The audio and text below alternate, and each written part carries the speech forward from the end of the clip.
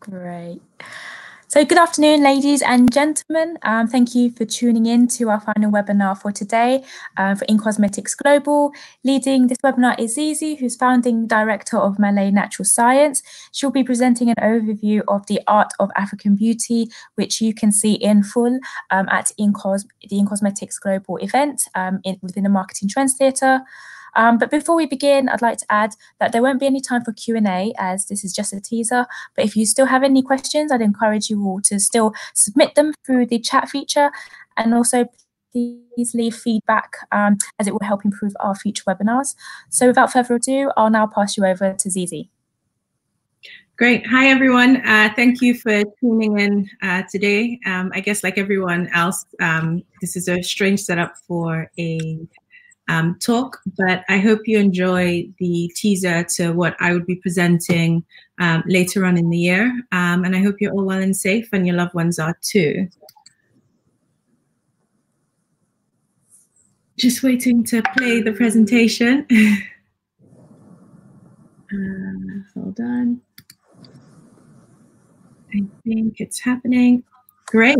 Waka, if you can just confirm that everything is playing okay. Actually, I can't see it, but what I can do is screen share from my laptop instead, I think. All right. Can you see? Is that working now? Yeah, it should be. It should be. Okay, because I have the presentation working on my side, so I'm not sure if it's working on your side. Is it working okay? Yeah. Okay. Okay, fabulous. So I guess the talk for me is very much about delving into the world of the African landscape and the marketplace. As Waka said, my name is Zezori Aiki-Sao. I'm the founder of Malay Natural Science. But over the next 10 years, prior to COVID-19, and hopefully that will stay the same, Africa has been forecasted as the next frontier. And very much a key part of a lot of companies' 10-year growth portfolios. And it's important that we have this discussion, I guess, for most of the industry to be able to see what is coming and how the industry and brands alike are shaping up and gearing up for the inclusion of the African continent in their marketing, in their branding, and in their communication with the consumer, as well as their product development. So hopefully this teaser gives you an insight into that, but a little bit about me. I started my brand Malay Natural Science in 2009. I've been in the industry for about 10 years. Through that, I've had the opportunity to speak and also become a leader in African-made luxury goods market. I run a podcast called Third Culture Africans, which interviews a bunch of Africans who are shifting the needle on our culture and creating businesses, brands that are helping push Africa forward in terms of joining the global marketplace. I sit on a few boards. I sit on the board of Intercos, Great Ormond Street Hospital. I'm also a member of CW and the UK South African Chamber of Commerce. So if you want to get hold of me on any of these other platforms outside of LinkedIn, you can find me there. So we can dive into the African cosmetics market. The current scenario, if you're following, I guess, current market trends, is that it's set to grow 8 to 10%. It's one of the fastest growing markets in the industry. So 8 to 10% versus the 4% average global growth is quite significant. The perception versus the reality, I think for many years, in the last 10 years, I think there's been a nice shift in terms of what the reality of the African continent is versus the perception of it being 100% impoverished with no consumers for any sort of goods outside of aid. So with the growth in industry, there is now, it's birthing a growing middle class. This growing middle class consumer spends on average 3 times more on products than any other consumer. And with globalization and the internet, it's helped create a positive impact on consumer demand. As with any market, you have a number of threats. So macroeconomic threats are real. We're all living through one at the moment. When I put these slides together, it was actually, some of it was pre-COVID. And I was debating whether or not I take out macro. But given our current conditions, macro is very real, even though most times it's seemingly, at the back burner. Nonetheless, also currency fluctuations. So recently, South Africa's credit rating has dropped. And some of those things will have probably a longer impact into the future. But for now, based on the information we know, we're all hoping that markets, will survive and thrive through this. There's also infrastructure concerns around there not being a clear route to market in terms of distribution channels, whether that's retail stores or e-tailers, etc. There's issues around counterfeiting, political stability, and also border closures. So initially, macro and border closures and political stability weren't huge focuses of my talk, but given today's climate, it's definitely very, very real. The demographic in terms of the consumer that is, by and large, the highest growth consumer within the industry would be sub-Saharan Africa. So that would be South Africa being the leader, and then Nigeria growing based on population and GDP size. Then you have markets like Kenya, Tanzania, and then you have Zambia, and also Ghana. In terms of the industry players, we've always seen conglomerates enter the market through mass, so whether that's PZ Cussons, Johnson & Johnson, and then Mastige, so the likes of Revlon, etc., have all been players within the market. And we've almost seen a hierarchical shift in how that's playing out. So the conglomerates who have a larger market share are now seeing themselves struggling and vying for customer attention to new local players. In the past, there's always been local pioneers like Oil of Ole, Bio Oil, and these are almost sort of they've always been one every decade. And now we're seeing a shift to new local players like My Brand Malay, or a brand like Apara, or a brand like Africology or Rain, who are now coming into the market, reaching the consumer directly, and navigating their appetite.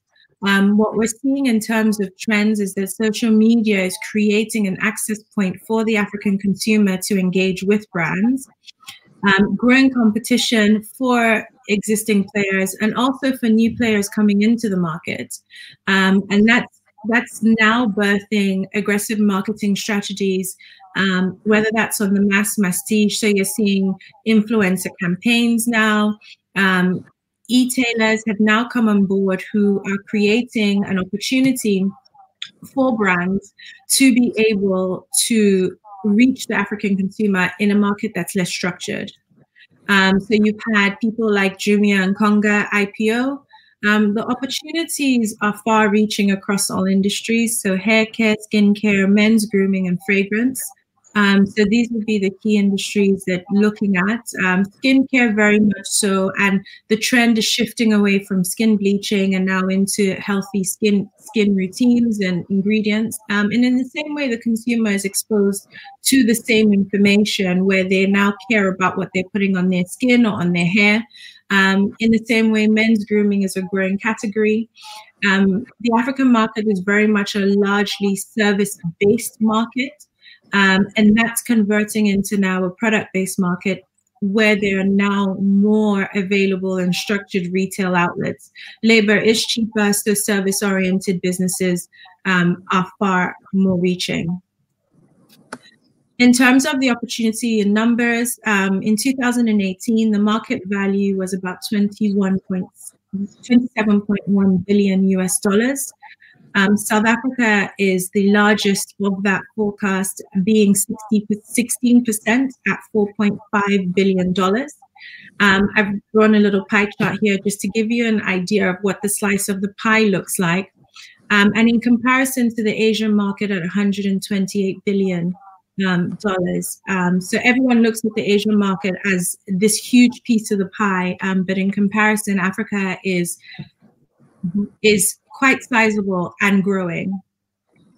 I hope you've enjoyed the teaser. If you want to reach me, I'm on LinkedIn, Desiree Kisal. There's also the chat function here, which I'll stay behind to be able to answer any questions. If you'd like to email, office@mileonline.com, and to learn more about my brand, it's mileonline.com. Thank you.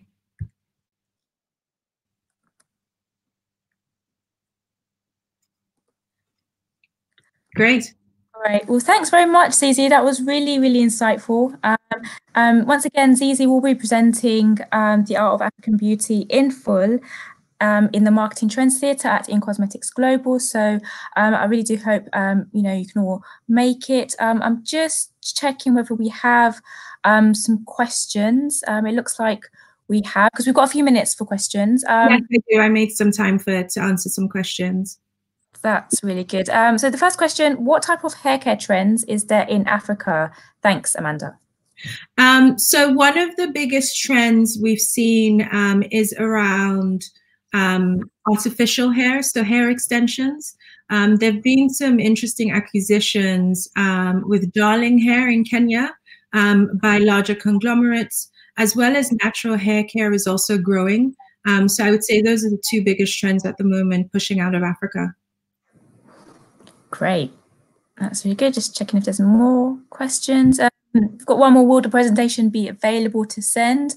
So the presentation will be available to view again online. So just you can come back to the channel and watch the presentation again. It won't be downloadable, but you can watch it anytime on demand. I think that's all of the questions, but this has been really great. I want to thank Zizi once again for hosting the webinar today. Don't forget to tune into some of the other webinars for tomorrow. We've had some fantastic webinars today and yesterday, so they are all available online to view again. With that, I'd like to thank you all for tuning in. Take care, stay healthy, and all the best. Thanks very much. Fabulous. Thank you very much for having me. And I look forward to doing this in person, and hopefully we'll all be in a better place. Absolutely. We've just got one more question, Waka. I think we've got time for that. It says, what is driving double-digit growth? We've got lots more coming in now. Yeah. Double-digit growth that we're seeing very much for the market is due to there being a growing middle class. And as other industries are growing, and as the average African has more disposable income, they're finding themselves spending more. I'm going to try and keep up with these questions now because they're coming in thick and fast. Do you know what the trending ingredients African consumers are looking for? So there's a lot around indigenous ingredients. So things around sort of shea butter, cacao butter. A lot of the newer brands that are entering into the market who are giving the older players a run for their money are very much basing their offering on traditional remedies, which the consumer already understands. I hope that helps with that question. Why people like to use artificial hair instead of natural one? Historically, in terms of hair, hair has always been seen as a means of adornment, and in the same way beauty is. So my opening slide was a Himba woman who uses a mixture of clay and some herbs, and they sort of mold their hair into different shapes. So the relationship is more about creating something beautiful and adornment as opposed to the choice of means. How do you find a reputable distributor to get brands into South Africa? Please, I shared my email. For that question, feel free to email, and I'll be happy to share details of distributors and firms that I know of. But they are within the challenges around infrastructure. There are a lot of structured ways of entering the market. what would you say African brands are looking for homegrown talent, or do you think they're still idolizing the West? I think there is, in the same way as the Western consumer, there's still a relationship between, I guess, what a celebrity is endorsing versus someone local. But I do think that there's now a relationship of celebrating what their own is, and we're seeing this in other industries like fashion, art, music, and also that's sort of playing itself out again in the beauty industry. Dry shampoos are interesting for the African market. Potentially, depending on the formulation, I think the African consumer, as I shared, her relationship to beauty and her products, perhaps slightly different to the Western consumer, because traditionally beauty routines are sort of age-old ceremonial and traditional rites. So, as I shared, all industries or all categories, hair care, grooming, fragrance, etc., are all opportunities. What do people seek in products for hair care? For example, natural trends. I think in the same way,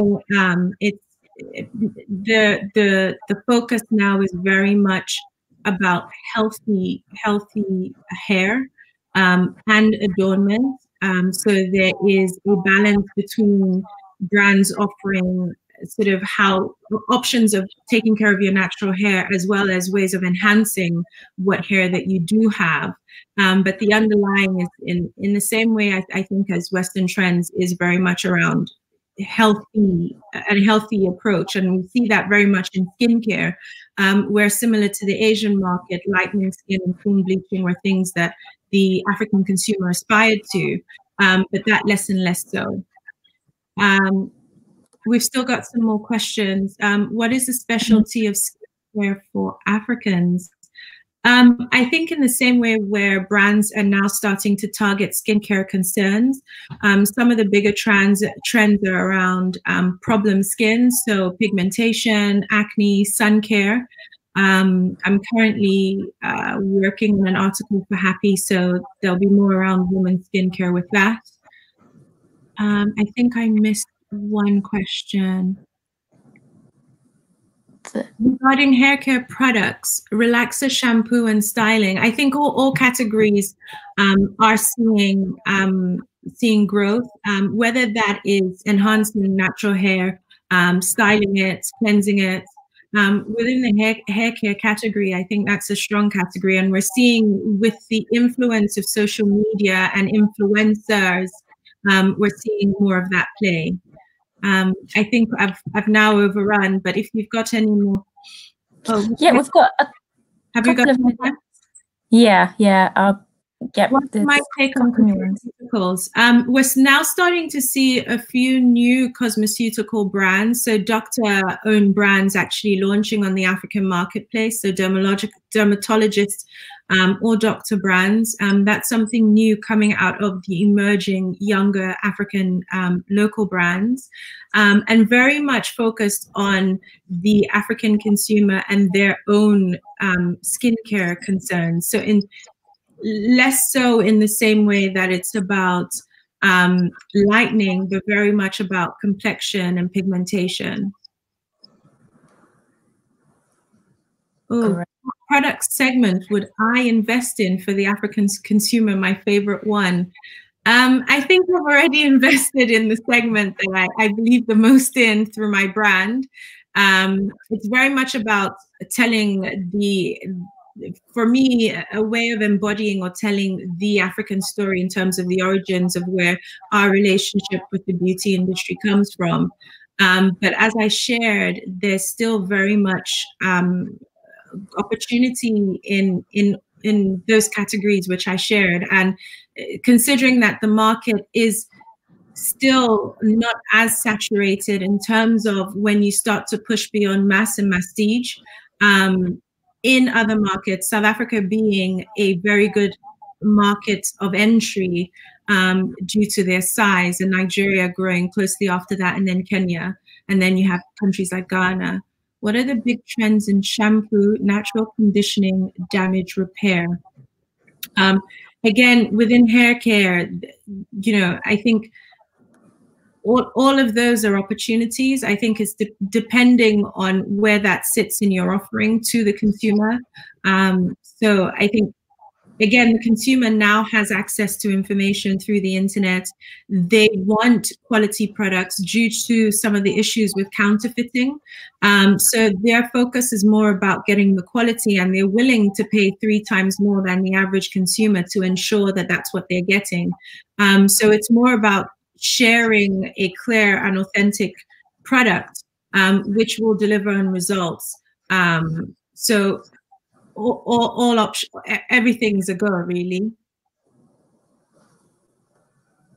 Because I think in the past, a lot of conglomerates would focus mostly on a one-size-fits-all solution as opposed to looking at specific solutions. And we've seen investments in some of the conglomerates focused purely on addressing the African consumer concerns, whether that's hair care, skin care, and there's been huge investments in that. So these are things that I will delve more into in the presentation later on in the year.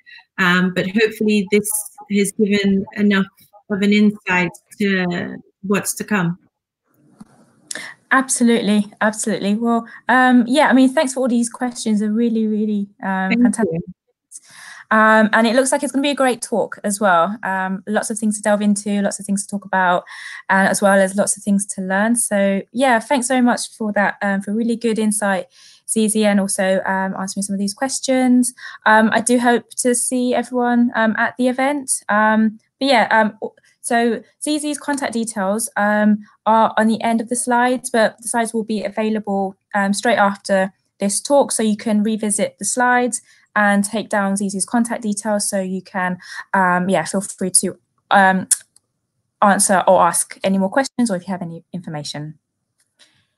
Great. Well, I'm going to wrap up there, but thanks, Zizi. Have a lovely evening, guys, and take care and stay healthy. Fabulous. Thank you for having me. Take care, everyone. Thanks. Bye. Bye.